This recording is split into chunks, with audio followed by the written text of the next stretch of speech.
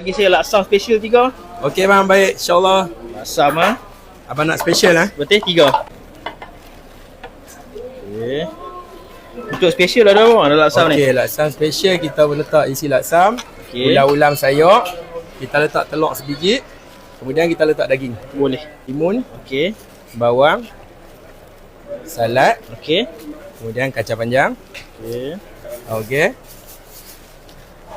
Baik, sayur ni kita boleh request lah nak lebih ke apa kan.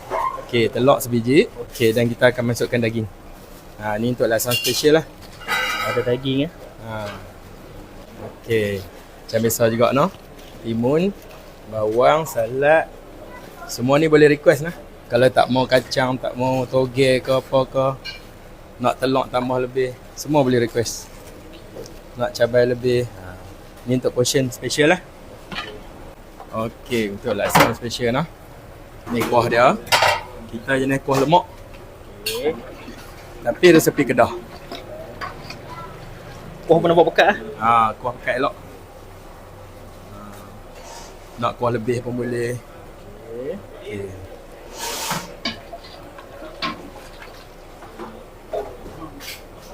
Kuah kita nak kata manis tak manis cara utara lah. Macam ni semangkuk apa bang? Makan. Kalau special RM9. Okey. Kalau biasa RM7. 7. Yang biasa tak ada daging, tak ada telur lah, laksam standard. Okey. Okey je lah. Okey, kalau nak lebih kita boleh buat lebih cabai. Faham. Yang killer dia bagi Yang ni yang killer. pelengkap rasa. Tapi ada seorang orang dia suka cabai, lagi dia buat cabai potong. Okey, kalau macam ni laksam special harga sepinggan RM9. Okey bang, bagi saya cucuk udang set RM10 lah. Baik, boleh bang. Nak set special lah. Betul special. Okay, special kita letak cucuk 2, Okey. tokor 1, Alright. telur 1, udang air nelok ni 1, Okey. ubi kentang kita letak 1, Boleh. sausage dengan fish cake. Okey, yang ni set special lah. Siap, set RM10. Set special. Yang ni portion boleh 2 orang makan lah. Okey, ni kita makan jamu dengan kuah kacang.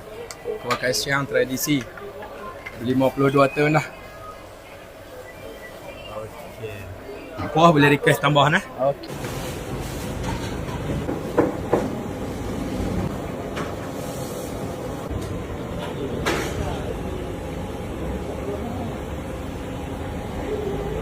Kami mula operasi waktu kami buka ni fleksibel sikit. Kalau kami siap awal, kita buka awal. Kalau lambat tu kita buka lambat sikit lah. Tapi waktu normal dia daripada pukul 2 petang sampai 7 malam. Lokasi kami dekat nombor 4 Medan Selera Gerai Majlis, Lorong 7 Taman Riau, Sungai Petani.